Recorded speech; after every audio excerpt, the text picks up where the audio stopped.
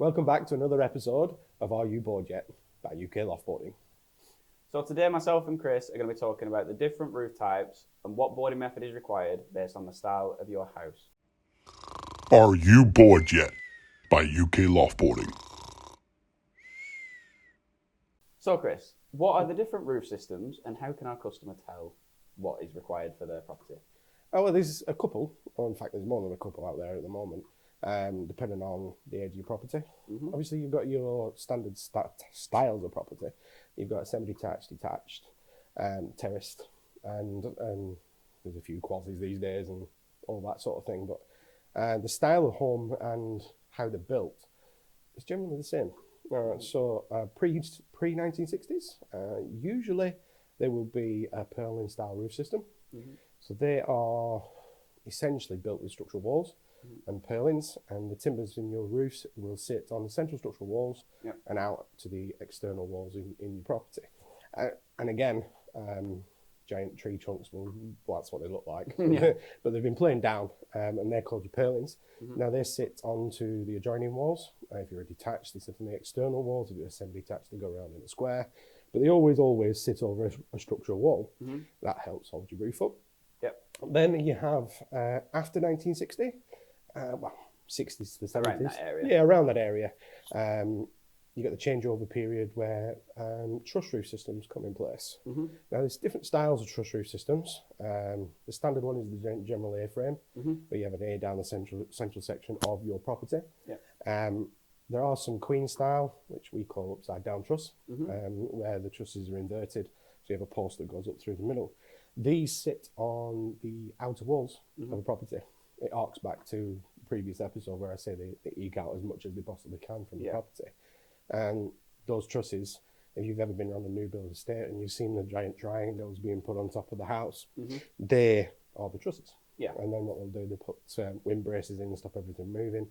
And at that point, that's when they put the roof on. So yeah, they're the general styles of property that are out there, the most common. There are other ones, like the concrete pour houses, some of the old council houses, steel frame houses. There's plenty out there, but the most common ones we come across would be the Purlin style roof system and the truss roof system. Cool. So why must we install LB&W timber in the Purlin style roof systems? So the Purlin style roof systems, again, pre-60s, and much older than that. We do the LB&W timber A-supported subframe that all goes back to the structural walls and the purlins. This framework is then built in place specifically for those style of properties. So it's not a one size fits all and we make do type thing. We specifically make that platform depending on the structure of your home. So if there's structural walls in different places, that's what we utilise, and that's how the shape of the platform is made.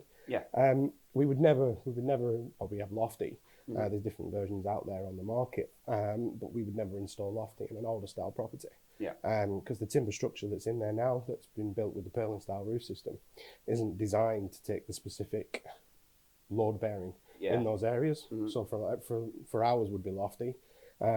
They're not designed, and then what you're going to have is movement in your roof. The rooms below, the plasterboard's going to start cracking. Well, it's not even plasterboard. If you're lucky, it's plasterboard. If not, it's a mixture of lime and horsehair. Is the old style. And then obviously lath plaster. That's what it used to be called. So if you get any movement in that from the space above, you're underpinning. Well, not underpinning. You're creating like another roof underneath. Hence why we balance the load and use the purlins as support. This is it. This is why the load is distributed between the structural walls and the purlins, and gives us that good solid structure. Cool. So now that you've mentioned lofty, what are the benefits to using lofty in a newer property? So first and foremost, you're dealing direct with the manufacturer. We are the manufacturer of lofty. We've had it rigorously tested. If you've ever seen any of the videos previously that we've put out there, you might even pop one up here of us trying to destroy one. But yeah, so with the manufacturers, we make sure everything is done correctly. It conforms to all the regulations that it needs to. So the NHBC warranty raises the boarded area up above the insulation level, allows the airflow in and around the loft. again, you're dealing direct with the manufacturers, so that means we can pass those savings on. Yep. Where a lot of the other companies are having to buy it from a third party. Yeah. And then put in, obviously, what they would do with the theirs markup on top of that and their markup. So the savings we obviously give to our customers from that. And obviously, you know what you're getting. The quality that we make sure that comes through the building, everything gets quality checked more than once or twice.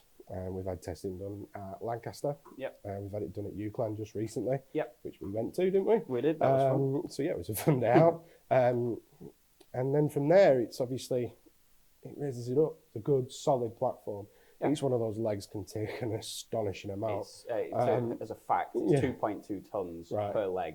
Right. Okay. So there you go. That's a new fact. I think that came from the last lot of testing as well. Yeah, that was from UCLan.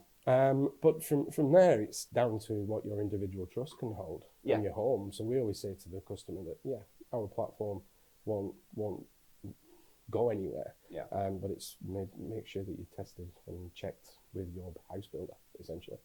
But from there, anything else I haven't mentioned? I just want to mention that we don't recommend putting 2.2 tons of No, stuff in your definitely loft space. do not. Yeah. Just our product can withstand that amount of weight. Please do not put 2.2 tons in your loft. You will struggle to do that anyway. But just as a clarification, we always say go back to the house builder's recommendations of what you can have in your loft. Which is about 25 kg per square meter. There we go. So yeah, he has the man with the figures. He sits there and looks at figures all day. So yeah, from there, it's a good solid platform, and you deal direct with the manufacturer. Cool. So we have had a customer question that I'm going to ask Chris. I've heard conflicting opinions about DIY loftboarding versus hiring a professional. What are the pros and cons of each approach, and what factors should homeowners consider when deciding whether to undertake loftboarding themselves or hire a professional installer? First and foremost, thank you very much for the extremely long question. There's quite a few sections within that. I'll try and break it down for you. So, doing it yourself, the DIY approach, DIY even, should I say, it's dangerous. Yeah. First and foremost. Yeah. It's 1 foot wrong. You're in the room below. Yeah. And if you don't know what you're doing, you could be standing on electrics, you could be pulling wires out. Yeah. You're going to start affecting your lighting within your room. Worst case scenario, you're down in the room below. Yeah. Best case scenario, you're putting your foot through the roof. Then you're going to have obviously the plasterboard replaced or the latten plaster. Yeah. Then obviously you've got to buy it in, wait for it to turn up.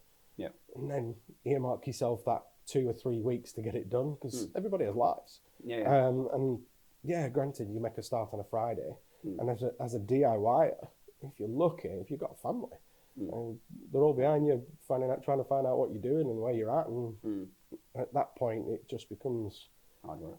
It does become hard work, and then you've just got to realise it's like, well, what's my time worth? Yeah. Yeah, that's what it comes down to. Is what's my time worth? I could be off doing some other stuff. Yeah. Let's get the professionals in. Yeah. That's where we come in. Yeah. So the professionals, we do it on a daily basis. Yep. Everything's insured. Everything comes with a 10-year guarantee. Yep. That's down to the last screw. So you get any problems whatsoever, we'll come out and sort it for you. Yeah.